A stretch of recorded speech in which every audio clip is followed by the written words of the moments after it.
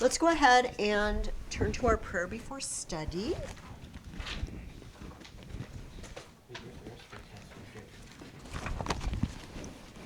Christ, my Lord, the giver of light and wisdom, who opened the eyes of the blind man and transformed the fishermen into wise heralds and teachers of the gospel through the coming of the Holy Spirit, shine also in my mind the light of the grace of the Holy Spirit.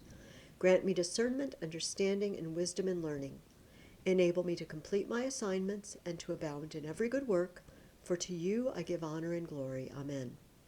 Most blessed Lord, send the grace of your Holy Spirit on me to strengthen me, that I may learn well the subject I am about to study, and by it become a better person, for your glory, the comfort of my family, and the benefit of your church and our nation.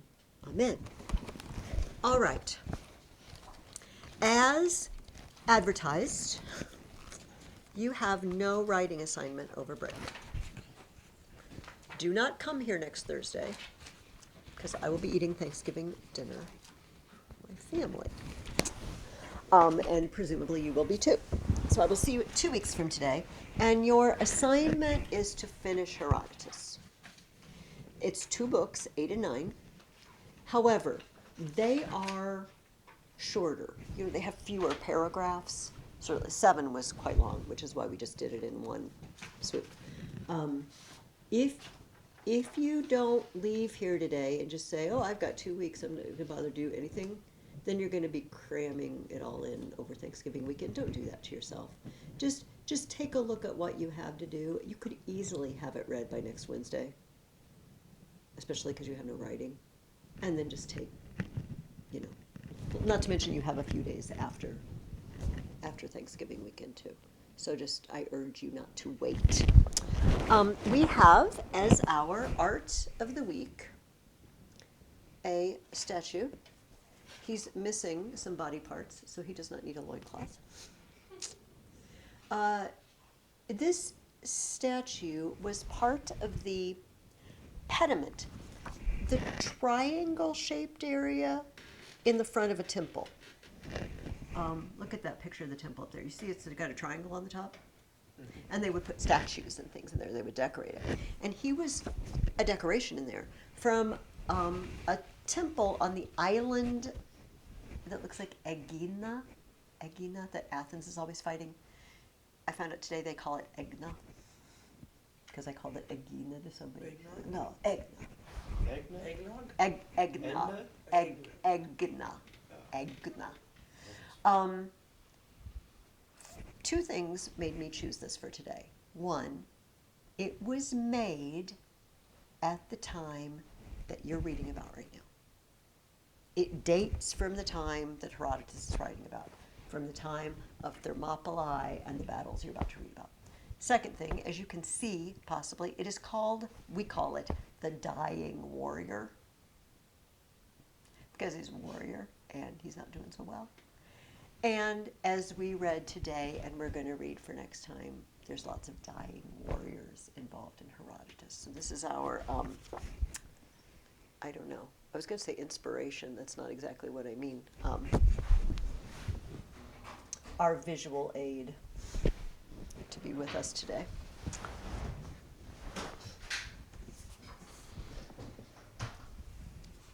I have pictures of that temple, and this is not at the temple, it's in a museum somewhere else. I did not take that picture, still off the internet. But by the time we hiked up there, it was closed. There was a big gate around it, and the gate was closed. And you could only take pictures through the gate. Good morning. We have just done our prayer before study and looked at our statue, the Dying Warrior, which dates from the time that we're reading about. I believe you have a paper for me. I will take it, and then we will take a look at one of the most famous battles in history. They make movies about it, starring, I don't know, Gerard Butler or Brad Pitt. I didn't watch it because it was violent. All right. I did not ask you this, but hopefully you remember. Darius had sent an army to Greece, and they were roundly trounced at the Battle of Marathon. So much so that they turned around and came home. And Darius was not very happy when he heard about this. The Athenians supposedly lost 192. Persians lost 6,400. So Darius, Herodotus tells us, when the report of the Battle of Marathon reached Darius, son of Hystaspes, who had already been thoroughly exasperated by the Athenian attack on Sardis, he now reacted with a much more intense fury and became even more determined to make war on Hellas than he had been before. At once he began to issue commands and to send messengers throughout the cities of the empire with instructions to each of them to provide a great deal more than they had provided previously, including horses, food, warships, and transport boats. The announcement of these orders threw Asia into commotion for 3 years, as the best men were enlisted to serve in the army and to make preparations for war against Hellas.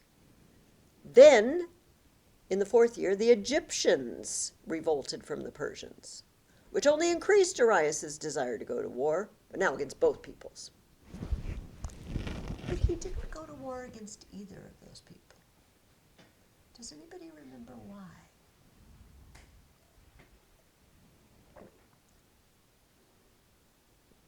You know somebody did, because the vast majority of Book 7 was about the Persians marching out. But Darius didn't come. Can you guess what would keep him from coming? He was scared. No. He wasn't scared of anything anymore. What other is your thinking skills? What might keep him from coming? He's all fired up. He's told everybody to get ready. But he never came. He died. He died. Well done, Hitler. He died. And he left it to his son Xerxes. You have to carry the torch forward. You have to punish Hellas. Yes, he died.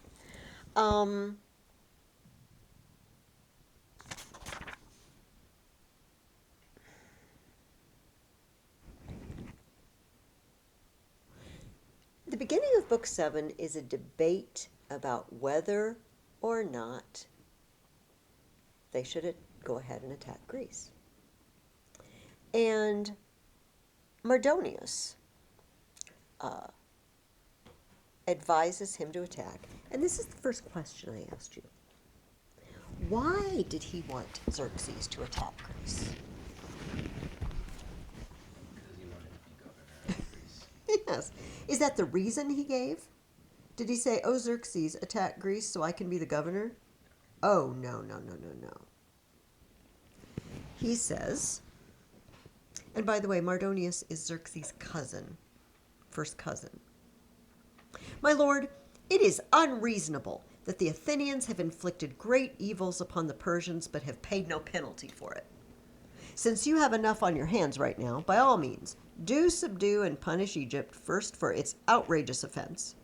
But then you must march against Athens in order to gain a good reputation among men, and to ensure that others will beware of making war on your land afterward." That was how Mardonius argued for revenge, and he would add that Europe was a very beautiful place. It produced all sorts of cultivated trees, was unsurpassed in fertility, and worthy of being possessed by the king alone among mortals. Xerxes, are you going to let them get away with that? You can't let them get away with that. Not to mention they have an amazing place. Go take it. Go punish them and take it. But as Eliot said, this is the next sentence in Herodotus, he spoke this way, 2 reasons. Because he loved to stir things up.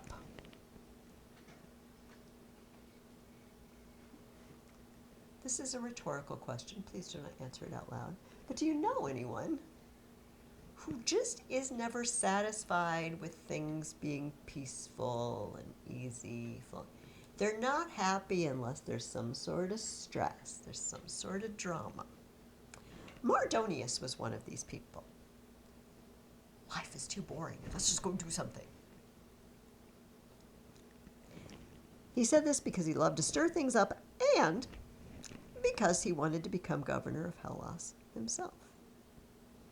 And in time, he succeeded in persuading Xerxes to follow his advice. Now, it wasn't only Mardonius, and this is the second half of that question.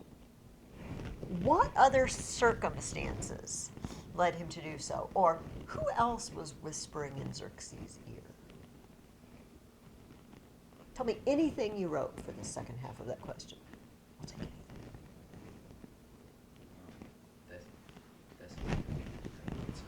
Okay. Thessaly had invited the king to invade Hellas with the assurance of their full support and allegiance. If you have your books, turn to page 499. And if you don't have your book, just look at somebody else's book. And let's take a look at that map.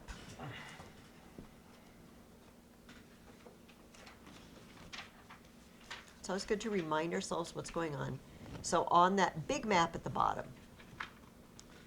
you see Ionia and Sardis off in the east on the right. And they're going to have to march all the way up and around and down into Greece. And look where Thessaly is, just north of Hellas. If those people were already on your side and going to give you reinforcements, would that be pretty advantageous? Yeah, because you've marched a long way around and then you hit them, like, we're on it. We're all fresh. We're not tired from the march. This was pretty big. So Thessaly is offering their full support. Herodotus does not inform us why they want the Persians to attack. Anybody else that might be persuading Xerxes? Did you write anything on your question? I wrote power. He gained power by attacking. Well, and that was kind of Mardonius's argument. Let me read the rest of this after the Thessalians. And the Pisistratids, who had come to Susa, expressed the same sentiments and sought to entice him with further arguments as well. Who are the Pisistratids again? Who was Pisistratus? I realize there's a lot of people in this book. We've talked about him several times. Was he like the tyrant of Athens? The guy who put the amazingly beautiful tall woman in the chariot and brought her into Athens and told her to pretend to be Athena and say Pisistratus should be your ruler. The guy who had people beat him up and then went out and said, oh, everybody hates me. I should have a bodyguard. And then as soon as he got an armed guard, he took over. He's dead. But he had sons, Hippias and Hipparchus. Hipparchus got assassinated. And Hippias ran away. He's the Pisistratid. He's with Xerxes. He's in Persia. And how does he feel about the Athenians? They drove him out. His brother was assassinated and they drove him out. He's not happy with them. He would like to help bring an army in. Herodotus doesn't tell us this, but since Mardonius had reasons, I'll become governor of Hellas. What do you think Hippias' reasons are? What does he get out of this? Revenge. Revenge and, To be governor. or tyrant of Athens again. Put in charge of Athens. He'll get his power back. In other words, Mardonius and Hippias, do they care about Xerxes' well-being? Do they care about Persia's well-being, particularly? Okay, there's one more. And they had with them Onomakritos, an Athenian oracle monger, and a compiler of oracles. So he's a bit of a prophet, but mostly a librarian of oracles. He recited only those that predicted the most fortunate outcomes. There were oracles that said things not so helpful, but he just buried those. And he just kept telling Xerxes all the good ones. You're going to win. You're going to beat him. So he's surrounded by these people. Let's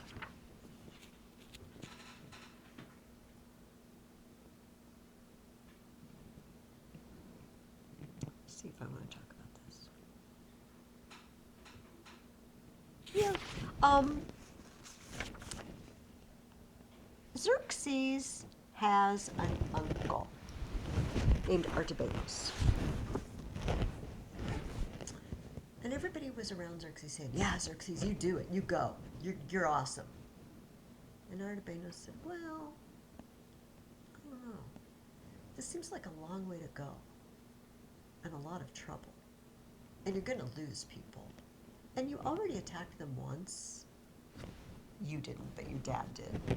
And you lost. Maybe we should just stay home. Maybe Persia's already big enough.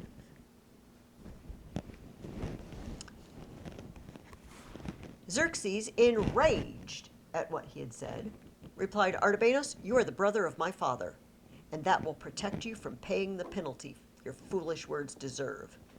That, though for your cowardice and lack of nerve, I shall impose on you the disgrace of not accompanying me on my campaign against Hellas. No, you will remain here with the women instead, and I shall accomplish all that I said that I would without you.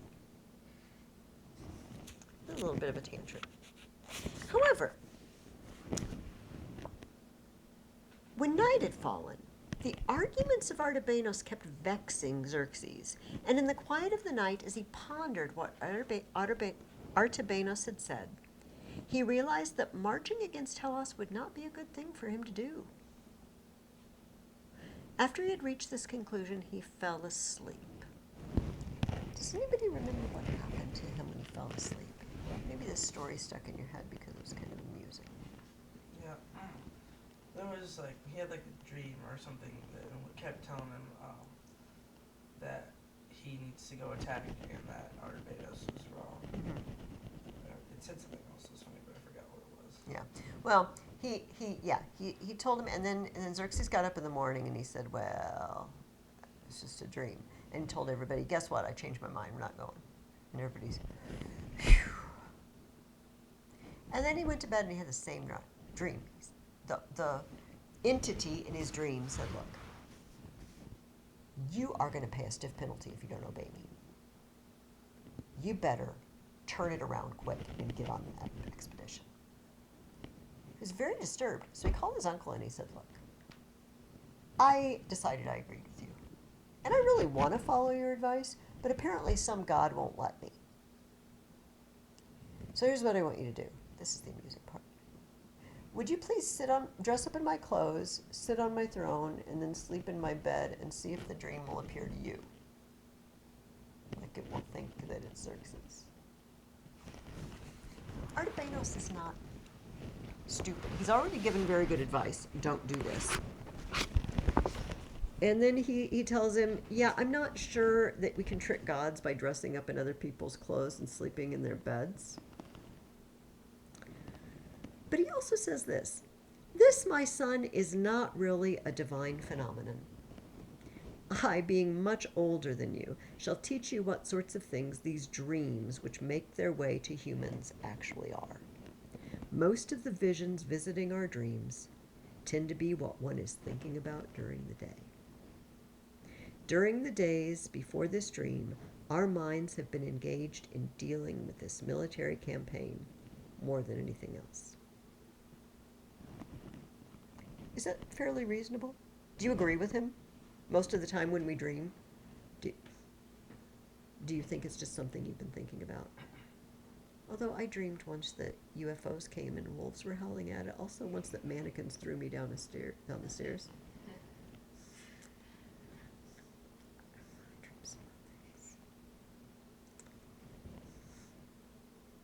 Henley doesn't look want your dreams to be special, and yeah, I do too, kind of, but Artabanus says, look, fine, if you want me to do it, do it. He went to sleep, and he said the same vision that had visited Xerxes came to Artabanus. And standing above him, it said, "Are you the one who has been so forcefully dissuading Xerxes from marching against Hellas, as though you are so worried about him? Well, neither in the immediate present nor in the future will you escape punishment for trying to avert what is destined to happen." Trying to avert what is destined to happen. As for Xerxes, he has already been enlightened as to what he must suffer if he refuses to obey.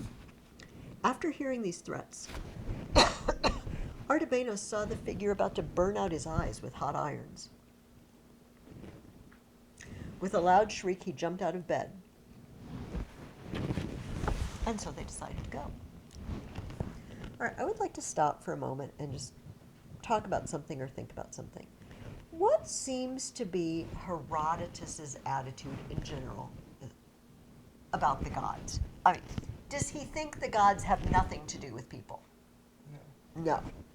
Does he think the gods are in charge of everything and that people have no free will and it's all fate? It doesn't seem that he does. In book 7, here, let me read. This is kind of one of the digression stories that we're not going to read. But he's talking about Crete. He's giving you the history of Crete and how they went to Sicily to attack someone who had run away. It says, in time, all the Cretans, except for the people of Polycna and Prisos, came to Sicania, urged on by a god. And they brought a large army with which they besieged the city of Kamikos for 5 years. Does it sound like he believes they were urged on by a god? He doesn't say, let me ask you instead of telling you. How might he phrase it? How would you phrase it if you were telling a story? A god urged them on, but I don't really believe that's true. You're telling the story. These Cretans all went to Sicily, urged on by a god. People say that they were urged on by a god. People say. The Cretans say.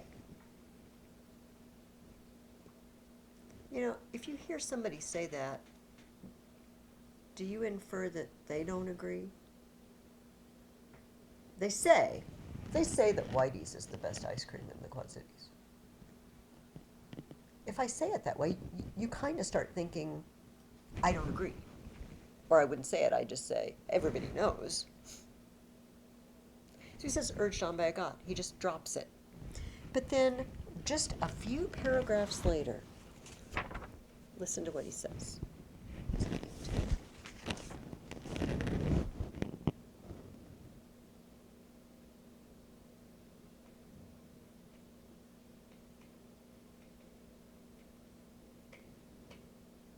Oh, actually, I don't want to read that one yet.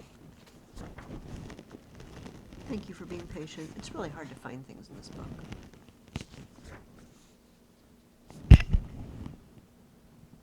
Oh, it's back here. Listen to what he says. I may be obliged to tell you what is said, but I am not at all obliged to believe it. And you may consider this statement to be valid for my entire work. This kind of makes me wonder, even when he doesn't say, they say, he's telling us what they say, but he doesn't necessarily believe it. Yeah. This is not something you can glean from Herodotus. This is your opinion. It's not actually your opinion, because you could prove it. Do you think God, the real God, not Zeus or Apollo or God,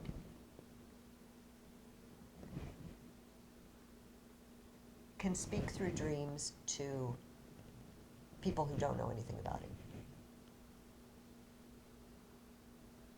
Yeah. Can you prove it? There is a way to prove it. When he spoke to Abraham. Okay, he spoke to Abraham before Abraham even knew him, and called him out of Ur, out of Babylon to travel. Did he ever do it to anyone else? Did God ever speak to anyone else? Can you think of another example?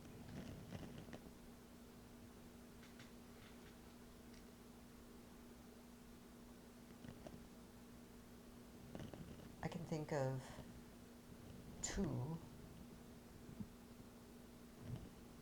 How about Pharaoh? The dream about the famine? That was sent from God. How about Nebuchadnezzar? Had the dream about the statue with the head of gold and the silver and bronze and iron. Those were true prophecies. But those were sent to people who didn't know anything about the true God. Here's my question for you, and there's no way for us to know. But is it possible that this is a legit divine dream? So what the messenger said. So he has to, what did it say? What is fated to happen, what is destined to happen. How about we don't answer that right now? How about you think on that as you finish the book?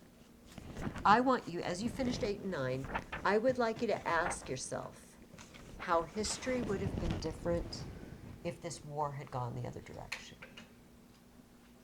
And if there's any reason maybe God could have wanted it to go the direction it did.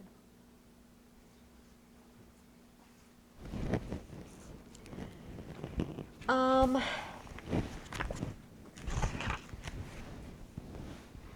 right, so they head out, and let's look up another map.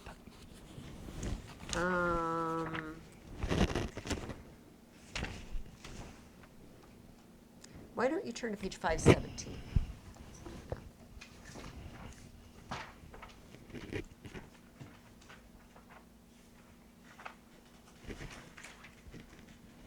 So the top map, shows you the big view, and everything in that box on the top map is on the bottom.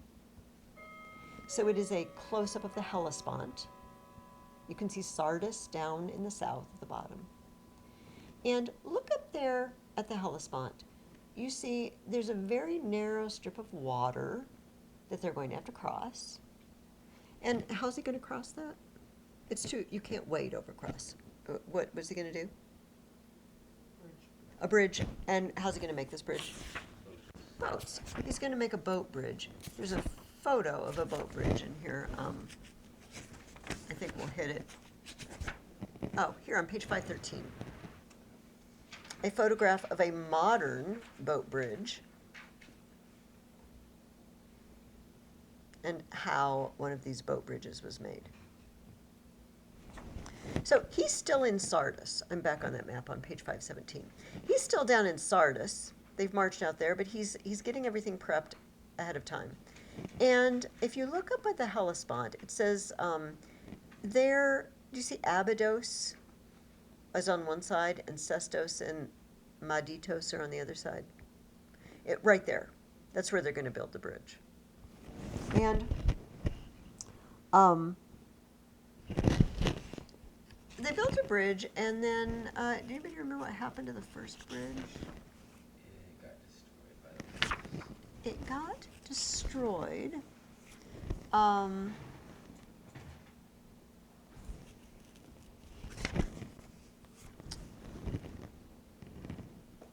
The distance across was 1,350 yards. A violent storm descended on them, broke them up, and tore apart all that work. Does anybody remember how Xerxes reacted to this? I didn't ask you this. Maybe some of you remember from the junior high class. He punished it. Yes, Xerxes was infuriated when he learned of this, he ordered that the Hellespont was to receive 300 lashes under the whip, and that a pair of shackles was to be dropped into the sea. And I have also heard that he sent others to brand the Hellespont. In any case, he instructed his men to say barbarian and insolent things as they were striking the Hellespont. Here's what they're saying. Bitter water, your master is imposing this penalty upon you for wronging him, even though you had suffered no injustice from him. And King Xerxes will cross you whether you like it or not. It is for just cause, after all, that no human offers you sacrifice. You are a turbid and briny river. Do you think the Hellespont cared? I think no. However, we laugh at that, but he also ordered that the supervisors of the bridge be beheaded. And then assigned the work to build a new one to new guys. How happy do you think they were to get that job? Not at all, after they'd seen the previous bosses beheaded. However, this one lasted. There was no storm.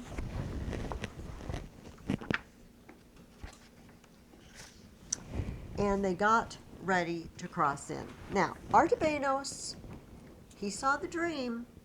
He knows they have to go, but he's still very nervous about this whole thing. And he tells Xerxes there are two formidable adversaries that he is going to have to deal with. What were they? I did ask you this question. Henley. The land and sea. The land and the sea. How is the sea an adversary? How's the sea an enemy? Because they don't, like, destroy your boat. Okay, yes, the first obvious reason, because storms rise up and you could lose a lot of men really, really fast.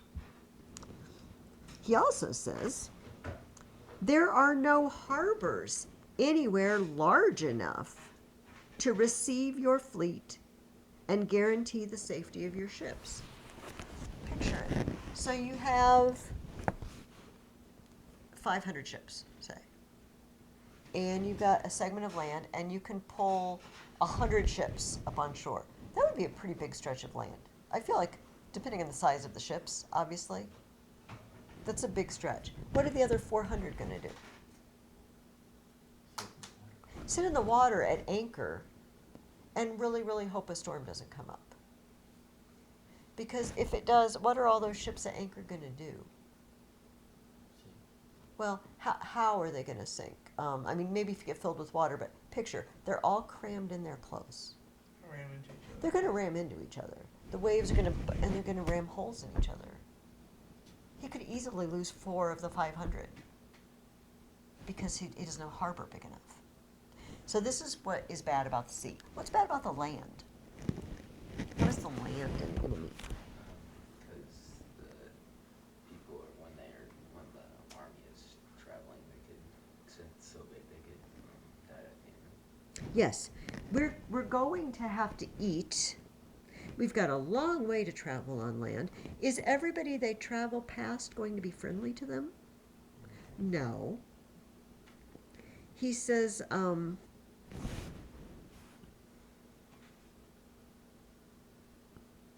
the land has also become your adversary, in that if no one comes forth to oppose you, the land itself will become more and more hostile to you the farther you advance.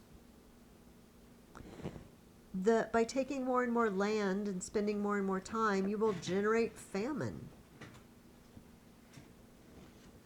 Xerxes, you would think, might get mad at him again, but they both know they have to do this because this vision told them to. And he says, you've been fair and reasonable in your judgment of all these concerns, but do not be afraid of everything, and do not, in your considerations, give every factor equal weight. For if you gave every matter that confronts you equal weight, you would never act at all. It is better to confidently confront all eventualities and suffer half of what we dread, than to fear every single event before it happens and never suffer at all. Let me read that again, that last line. It's better to confidently confront all eventualities and suffer half of what we dread than to fear every single event before it happens and never suffer at all. What's he say? Could you put that in your own words? What's the idea? When we no, set ourselves to a task, whatever task that might be. Cleaning the garage. There are two options when you have a very large task in front of you. You're going to write a huge paper for Mrs. Ferguson. You can spend time worrying about it, or you can just start working on it and get it done. You can spend time working on it or just start. And you know what? He says, which would he rather have? Just go ahead and start, and maybe half the things you expected might happen. Half the bad things might happen.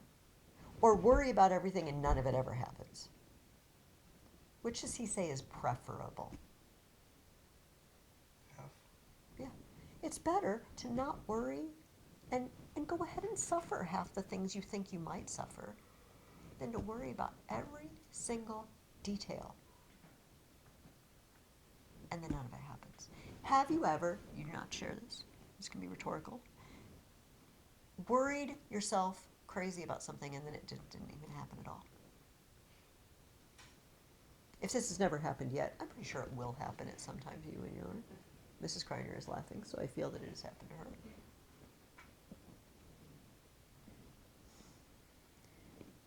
You know, taking advice before we start something is a good idea. But worrying about every single thing that could possibly happen, oh my goodness, you'll just collapse under the weight of it. And Xerxes is undertaking a pretty formidable, huge task. And I know we could go hungry. I know there could be famine. I know there could be storms. But I can't worry about every single thing. Or I'll go crazy. I like this advice. I'm not sure I like people who run around ordering people beheaded and having water whipped because it didn't obey you. But in this case, he seems like a sound advisor. All right. How long did it take Xerxes' army to cross the bridge, according to Herodotus? 7 days and nights. 7 days and 7 nights without pause. For 7 days and nights round the clock, he claims people crossed the bridge.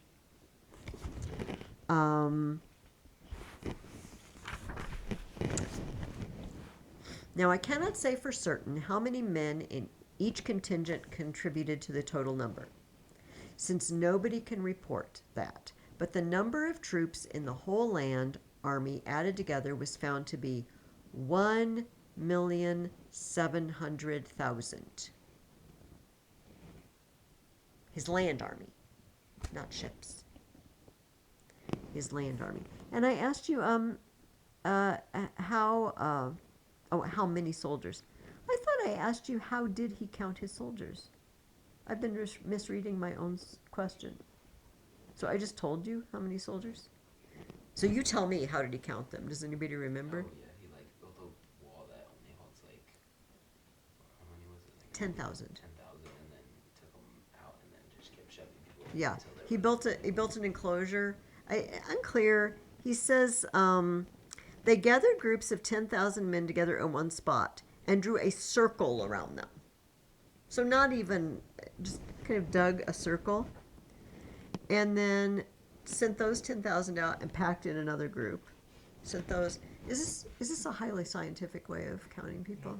No. So, but well, I'll hold that off a little bit.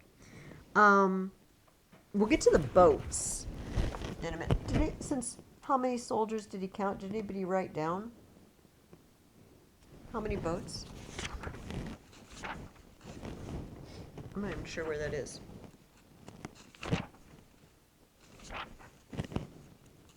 Hang on.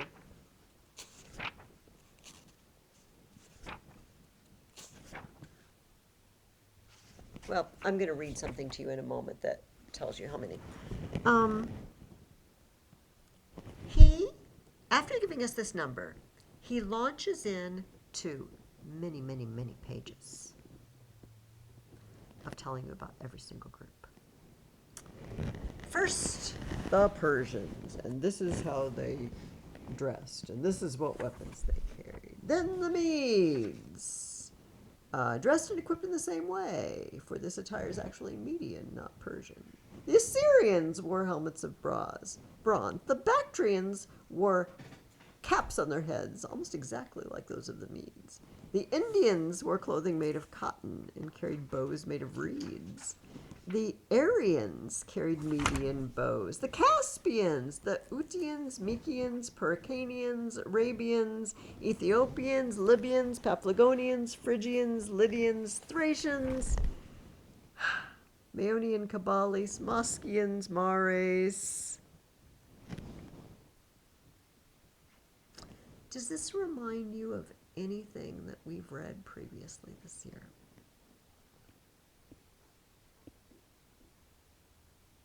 Oh, and Alien, and they're explaining all the people. Do you remember? It's book 2, I think, of the Iliad, called the Catalog of Ships. And the Athenians came, and they brought this many ships, and this guy was their captain, and the Cretans came, and it just goes on and on and on. Does anybody, we talked about this when we read it, and we all agreed that it's a little boring, but we tried to conjecture why he might have done this to us. Does anybody remember what we conjectured? Why give us a big section of this poem listing, and people brought ships from here, and people brought ships from there?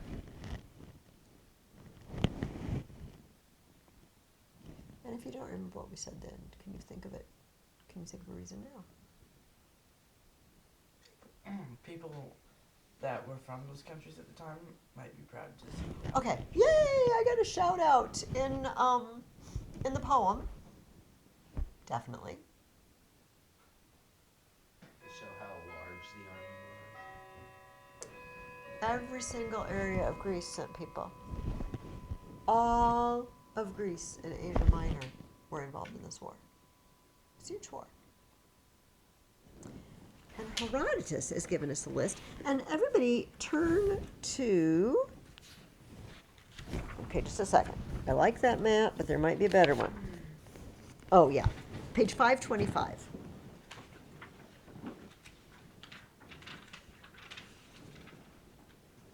On that map are labeled all the areas and people he mentions as marching with Xerxes. Is that a pretty big area? Look at the key down at the bottom. Look what 1,000 miles is. So, do we think Herodotus is giving a shout out to India and Ethiopia, though? Does it seem like that would be a good reason for him to include them? That they're going to read? Because if you remember how this war is going to end, they might not want to be reminded of it. But definitely to show how big it is. He says,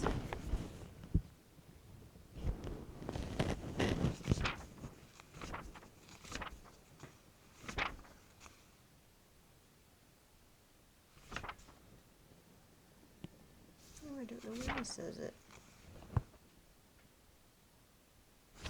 Hold on.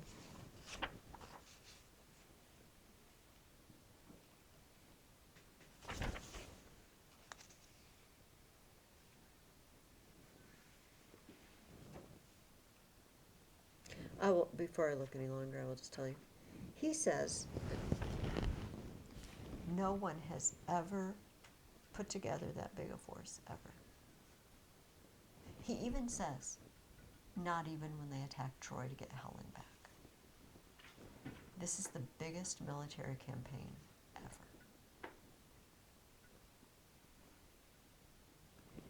Asia versus Europe. Do you remember book 1? And he said, I would like to tell you how Asia and Europe started arguing with each other. And what was happening that was making them argue, do you remember? Stealing women. That's what started it. And all that stealing women back and forth until it got bigger and bigger and bigger, and then we have the Trojan War. It's the biggest one ever. There are a couple of groups that I would like to highlight just because they amuse me.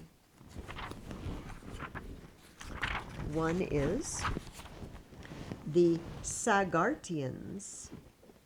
It is not their custom to carry weapons made of bronze or iron, with the exception of their daggers. Instead, they wield lassos of plaited thongs. And when they go to war, they use these lassos in battle in the following way. As they engage their enemies, they cast their lassos, which have a noose at the end, and whatever the noose catches, whether a horse or a man, they drag in toward themselves. Then they kill the victim entangled in the coils of the noose. Efficient. And I wrote in the margin, they're cowboys. They're cowboys. They lasso people and drag them off their horses. None of you are laughing. I think this is very funny. When I read this, I picture them with cowboy boots and cowboy hats on. I realize they didn't. All right, I'm sorry. This was supposed to make you laugh. Sleep. Work on your sense of humor. The other one I want to highlight, because you're going to hear about this person again. Although I am not mentioning the other subordinate commanders, because I am not compelled to do so, I shall mention Artemisia. I find it absolutely amazing that she, a woman, should join the expedition against Hellas. After her husband died, she held the tyranny, and then, though her son was a young man of military age, and she was not forced to do so at all, she went to war, roused by her own determination and courage. Now, the name of this woman was Artemisia, and he says she was the daughter of Lygdemos, by race part Halicarnassian on her father's side, and part Cretan on her mother's side. She led the men of Halicarnassus, Cos, Niceros, and Calimna, and provided 5 ships for the expedition. Of the entire navy, the ships she furnished were the most highly esteemed, after those of the Sidonians. So, why does he mention her? He says, although I'm not going to mention the other leaders, I'm going to mention Artemisia. What's the most obvious reason that he would mention her? She's a woman. She's the only woman there. He mentions her because her ships are most highly esteemed. He mentions her because you're going to hear more about her. And he also mentions her for a reason you might not know. Herodotus is from Halicarnassus. She led the troops from his hometown. All right. However, he says he's not going to name all the leaders. Homer does name the leaders. And so from Crete brought ships to Troy, and so from Ithaca and Thea, and all the places, and he mentions their names. He doesn't mention any names except Artemisia. And here's why. After all, the leaders of each national contingent are not really worthy of mention. And within every contingent, there were as many leaders as there were cities represented. Besides, they followed the army not as generals, but as slaves, just as the rest did, since the generals who held the real power and ruling authority over all the national contingents were really those Persians I have already named. So what's the biggest reason not to even bother to mention them? Who are all these people that are attacking? They're just slaves of the king of Persia. If they're slaves, what are the Greeks?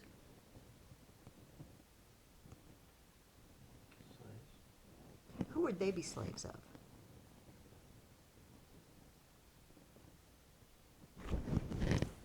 actually, this is a good time to read.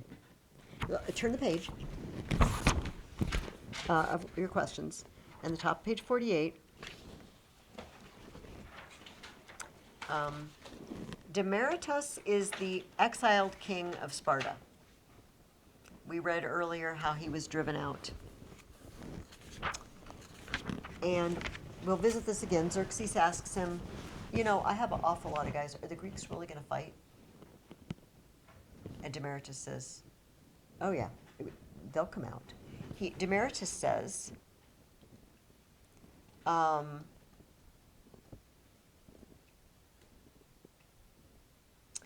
there is no way that they will accept your stated intention to enslave Hellas. Next, even if all the other Hellenes come to see things your way, the Spartans will certainly oppose you in battle.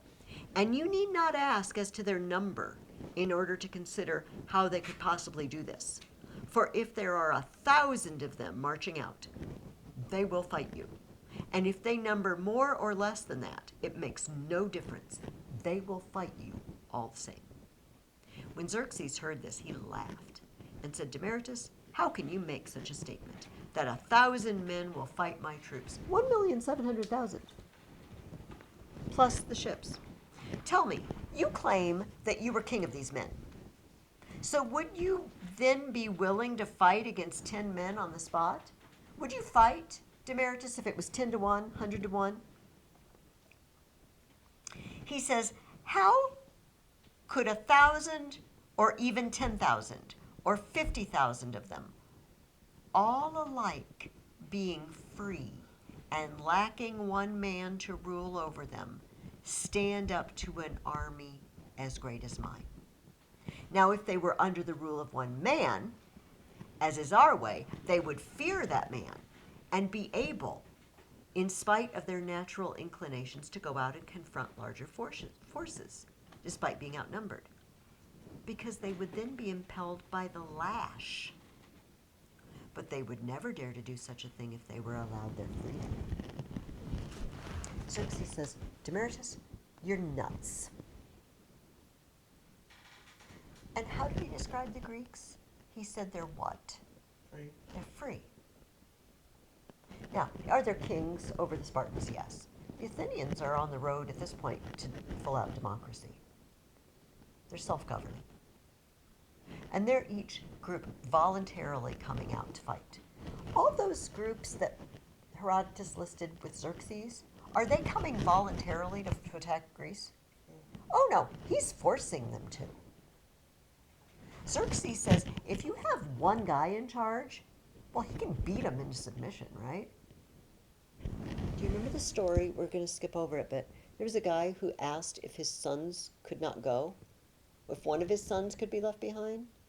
And Xerxes says, yeah, I'll leave them all. And he just killed him and left him there. Because he was so incensed that somebody would ask to have one child left.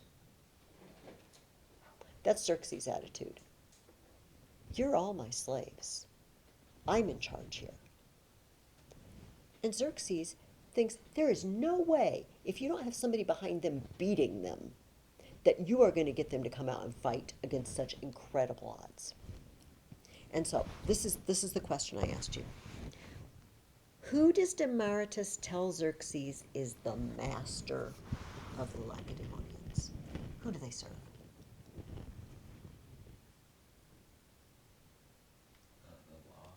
The law. He says, for though they are free, they are not free in all respects, for they are actually ruled by a lord and master.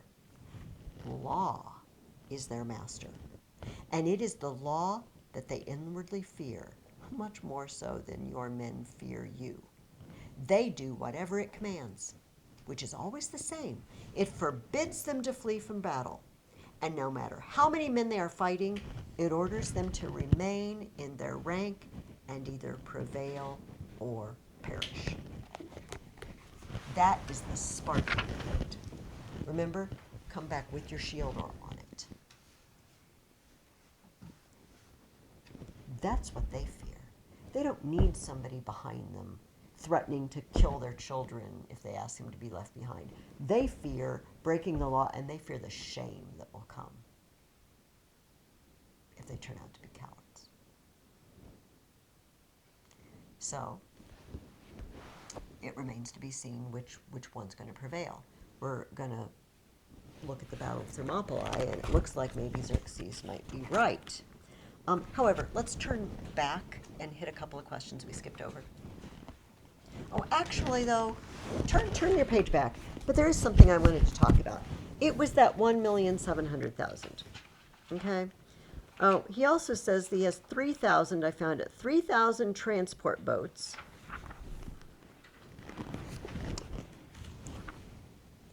The footnote to that 1,700,000 says, there's no way. This is the prevailing opinion. There's no earthly way Xerxes could have that many people. And I am not referring us much to these appendices, but I'm going to read the beginning of Appendix R here. The numbers claimed by Herodotus are indeed astounding. The fleet and land army that Xerxes brought over from Asia consisted of 1,207 triremes, 1,700,000 infantry, 80,000 cavalry, 20,000 camel riders and charioteers. So that brings the total number of fighting men to 2,317,610. When one adds the troops that Xerxes collected as he passed through Thrace into Greece, as well as male non-combatants, the army that eventually reached Thermopylae numbered 5,280,220 men.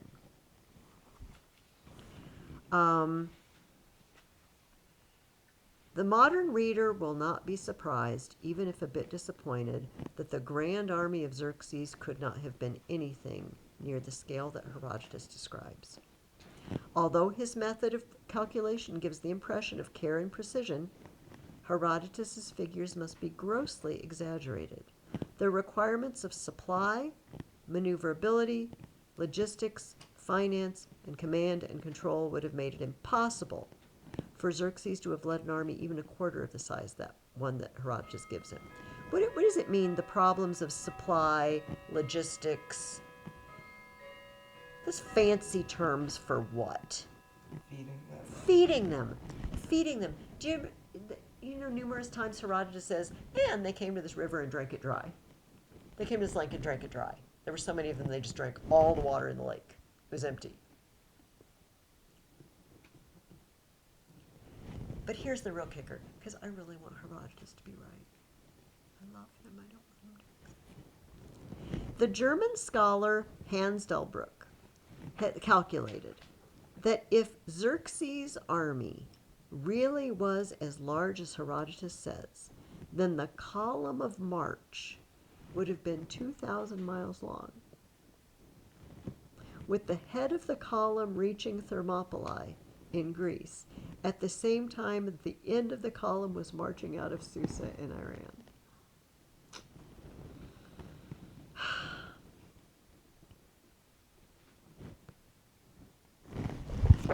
I don't think he had over 2 million people with him when he set out. You know, you can only march so many people across. And if you do the calculations, it's going to be 2,000 miles long. This is not going to work. However, we talked about this a little last week with those numbers of the people who fell at Marathon. We may not be able to say he had a land army of 1,700,000. We might think, what can we say? He had a really, really huge army. And in comparison to the Greek army, what could we say? It was way bigger. It was way bigger than the Greek army. They were very, very much outnumbered. We might be able to say there had never been an army gathered like this before. Don't know. that might be stretched because we don't know. Egypt had been an empire for a very long time and they had a lot of people. So we have to be careful when we read a history. This is just a reminder for us. Even when we really like our author, and even when he's pretty close to the time period, after so much time has passed, so there's no one alive that can really correct him,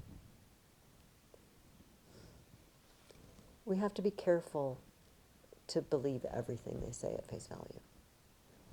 So one last question about this. Herodotus says he wrote this book, his inquiry, so that great deeds would not be forgotten and the amazing things done on both sides. He said the Greeks and the barbarians.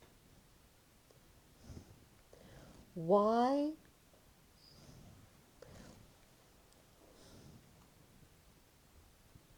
We don't know if Herodotus knew that the numbers weren't right. What reason might he have to believe the larger numbers? What reason might Herodotus have to relate to us the largest possible numbers that he found in his research? If he's from Persia, then that makes sense. Okay, because he is Persian. Now he's Greek in ancestry because he's from one of the Greek towns. But it makes that army sound amazing. He probably has a grandpa or a great uncle or, great grandpa, somebody that marched in that army, some relative. Any other reason? Keep in mind that he's said, no army like this was ever composed, and It makes for a more interesting story. it really makes it a little more exciting to think that it was just that amazingly huge. I feel like I'm blowing up Herodotus a little bit here. But we have to. We can't just believe everything a historian tells us. Don't believe everything a historian tells you. Because they've chosen what to tell you. All right. That's enough beating on Herodotus. Okay. Who were the immortals and how did they get their name?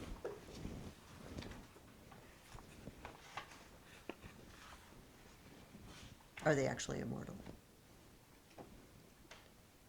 Oh, were they like the king's personal guard? They're the king's personal troops. There were 10,000 of them. His crack troops. And why are they immortal? Because it's always 10,000. It's always 10,000.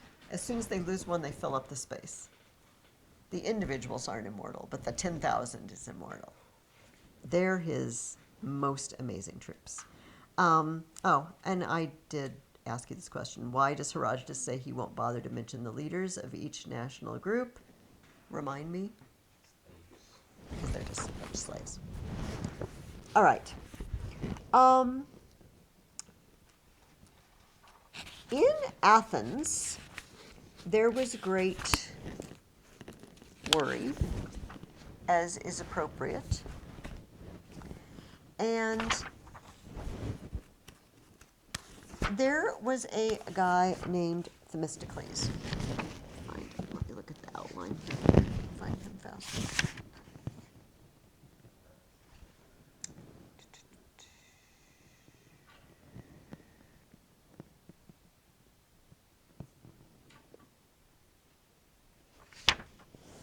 Hold on. I just looked over this before you guys came, so I wouldn't be doing this, but I'm doing it anyway. Okay.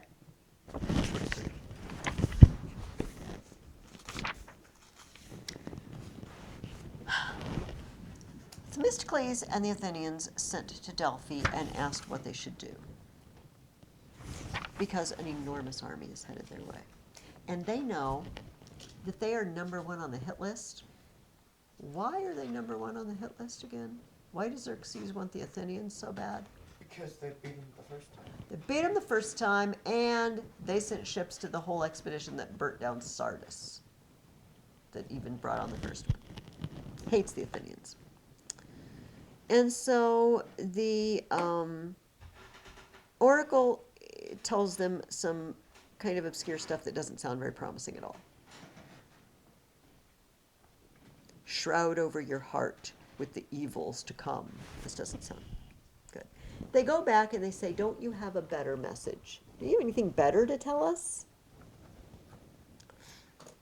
And the oracle says, a wall made of wood does far-sighted Zeus to Tritogenes, who is Athena, grant alone and unravaged to help you and your children. O Salamis divine, the children of women you will yet destroy, while Demeter is scattered or while she is gathered. All right, so great. So everybody says, well, this is depressing. You know, I don't even know what the wall of wood is. Don't know what that means.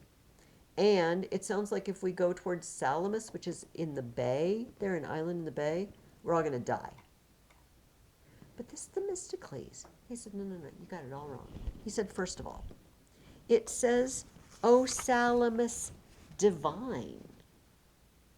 If it meant we were all going to die there, it would say like, O Salamis cruel, O Salamis wicked. It says, O Salamis divine. That's good for us. It means the children of men who are going to die there are the other side. And he said, I also know what the walls of wood are. They are, do you remember from when you guys were younger, the wooden walls? We need to get on. I'm so glad we're talking about it.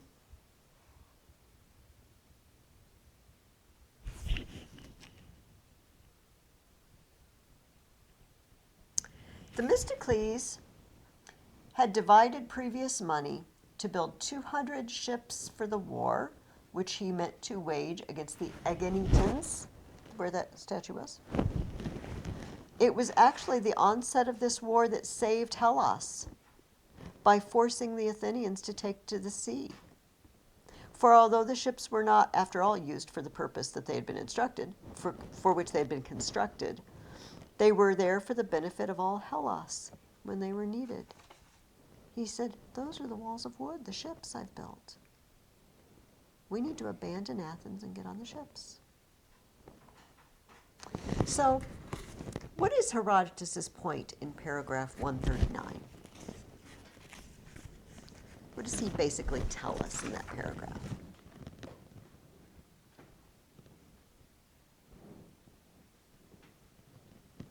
I told you where to find it, so. That there would have been war. Either way, the Hellenes chose to flee or to stay. Well, which, not the Hellenes, but a particular group. Or The Athenians.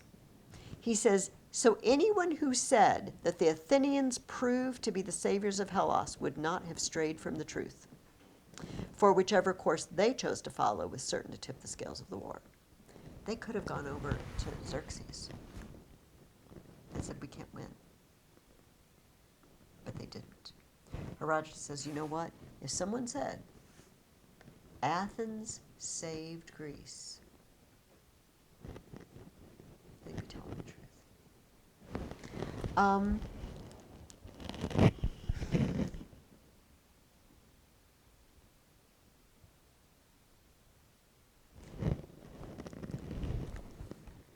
Why do you think Herodotus might have felt it necessary to say that? It's a pretty long paragraph, too, where he talks about their decision and everything. Wouldn't that be obvious to everyone if the Athenian plan and Themistocles' plan turned out good? Why would you need to say it? Let me give you an example. This will help. It's actually not bad. Today, I might have to say, if I were writing a history book, and anyone who said that dropping the atomic bomb on Japan saved a lot of lives and ended World War II much faster, they'd be telling the truth. Why might I say that explicitly? Because it did. Okay, because I believe it did. But if everybody believes it, why would I say it? Because it's something bad, so you don't show people there's a good outcome. Okay. Because a lot of people died. Some of them horrifically, because not everybody died immediately. Some died of radiation. And you might or might not be aware of this. There are people who really dispute, that think we did a terrible thing. Even when it happened, a lot of people were disturbed, including the guy who invented it after they used it. But do you guys see my point? If everyone said, yay, we bombed Japan, good for us, then I'm not going to say, everybody should really probably agree that was the right thing to do. And America doing that ended the war faster. But the fact that not everybody says that, and not everybody thinks that, and not everybody says, yay, rah, America for bombing Japan, means if I think it's true, I have to say it. Do you follow my line of reasoning? Okay, let's go back to Herodotus. He says, if anyone says that Athens saved Greece, they were the number one reason Greece was saved, he would be telling the truth. What does it imply? No, not everybody thinks it's the truth. Not everybody is pro-Athens anymore. Not everybody thinks they're just it, and they're the saviors of Greece. By Herodotus' time, Athens is doing things that are making people think, oh, the Athenians. The attitude has shifted. So Herodotus has to say, they did save Greece. Now, store that away if you can, and we will bring that back out in the spring, because our other big history book that we're going to read this year, that'll come into play, is Athens. Everything Herodotus thinks it is. All right. All right. Quickly, why did Xerxes not punish the spies that the Athenians sent to Sardis? Yeah, Henley. So the Hellenes will know how big and powerful their army was. That's exactly it. If we kill them, they can't go back and say, guys, they've got a lot of soldiers. This is a bad idea. I think we need to just surrender now. But if he shows them all his preparations and all his ships and all his men and sends them back, say, just run home now and tell your bosses what the deal is. He's hoping they'll just give up without a fight. He won't even have to come. But the king of Sparta, Demaratus, was right. They're not going to give up. If their law tells them to fight, they're going to fight. Okay, now, in our last 15 minutes, we finally get to the main event. Thermopylae. Everybody, let me find the map I want. Oh, yeah, page 589.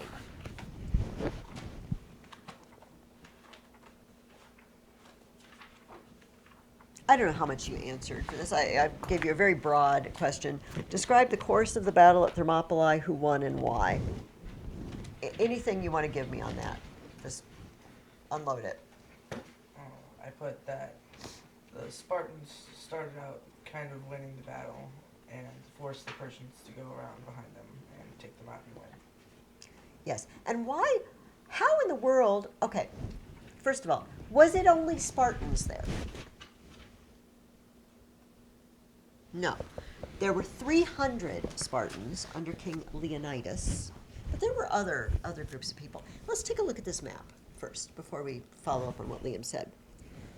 The very bottom of those three maps is a close-up of the area around Thermopylae, and you can see Thermopylae there.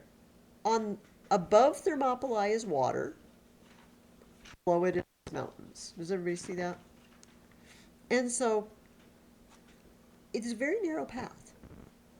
On one side, there's cliffs and mountains. On the other side, there's a drop off to water. and not very many people can march through at once. Therefore, a few guys can stand in the gap and fight off many of them, because it doesn't matter if Xerxes has 1,700,000 soldiers if only 8 or 10 of them can fight at the same time. Does that make sense? However, as Liam said, a traitor, and that's the dotted line, led them on a path through the mountains, so that now they're on both sides and trapped them there, and they cannot get out. As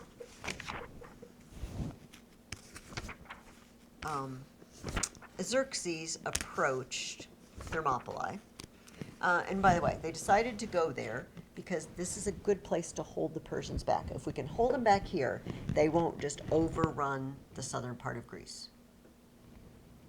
I don't know if we can hold them off forever there, but at least we've got time to prepare. That's the task. And as they approached, he sent out spies. Xerxes did.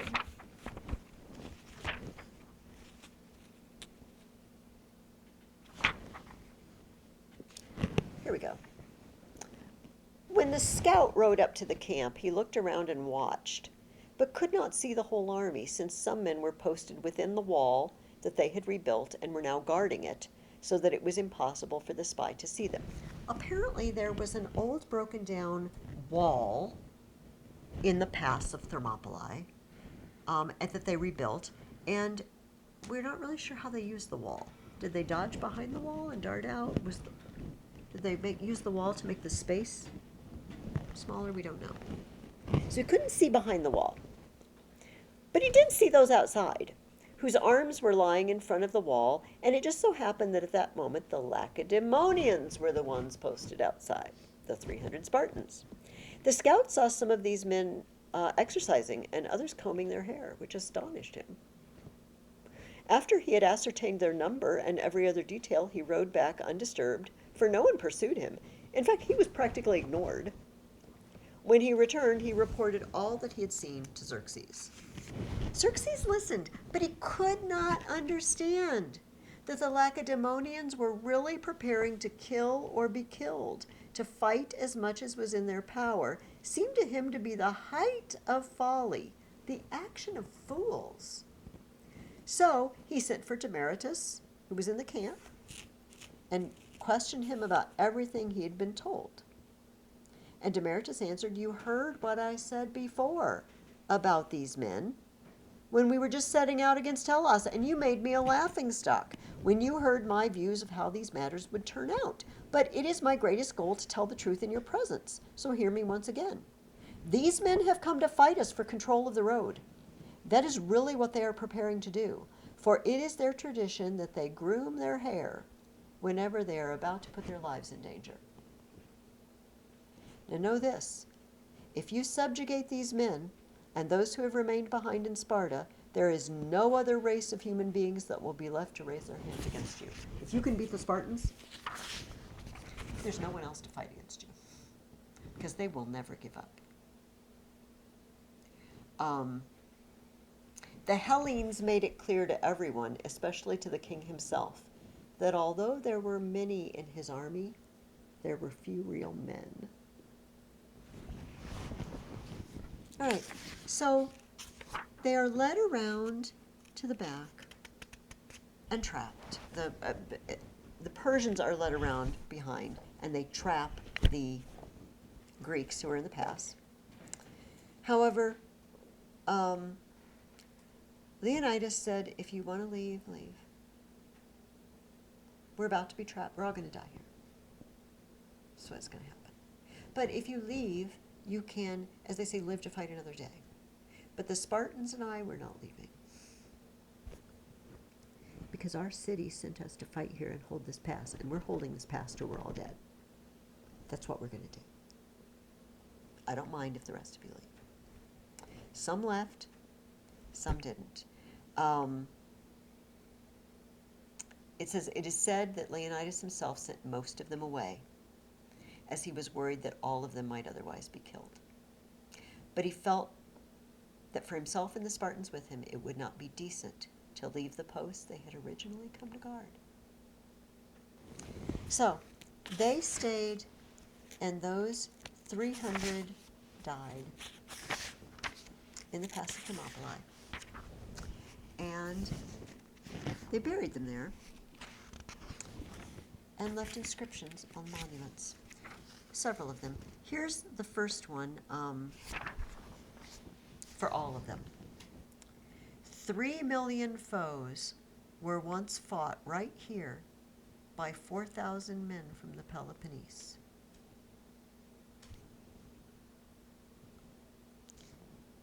It says an inscription was erected which says, present tense, 3 million foes were once fought right here by 4,000 men from the Peloponnese.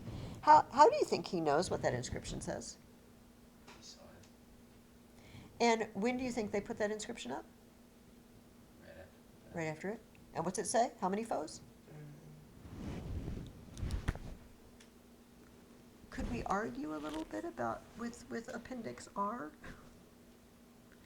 The people who said, those can't possibly be the right numbers. It's impossible. But they set up an inscription. How did they come up with that number? Remember, 1,700,000 plus the ships, plus the people he collected. I don't know. This gives me new hope, guys. Maybe Herodotus was not exaggerating. Because the people who inscribed the epitaph said 3 million foes. Okay, that was for all of them. But for the Spartans, there was one of their own. Tell this passerby to the Lacedaemonians. It is here that we lie. Their commands we obey. Their country said, go there and hold that pass, don't leave it. They didn't leave. They're still there. Today. Their bones. All right. This is, like I said, a celebrated battle. They make movies about this amazing idea that 300 men would say, we won't leave our posts. Even though the only thing keeping them there was shame, embarrassment to look like cowards and disobey the commands of their country. On the flip side, if Xerxes' army runs away, what happens to them? Whipped.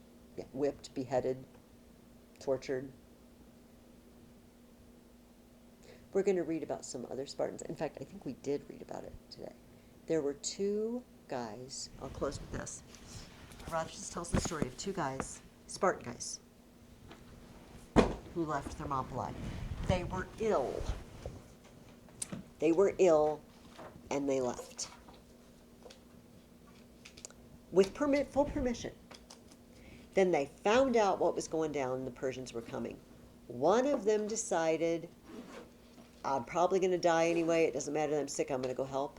And one of them decided he was too sick, and he went home to Sparta. And the one who went to Thermopylae died there. And the one that went home to Sparta was shamed by everyone. Really? Your buddy was well enough to go fight and die there, and you weren't? However, he's going to get another chance, so we won't give up on him just yet. All right. Please finish books 8 and 9. Finish the Persian War, answer the questions. No writing. And have a lovely Thanksgiving.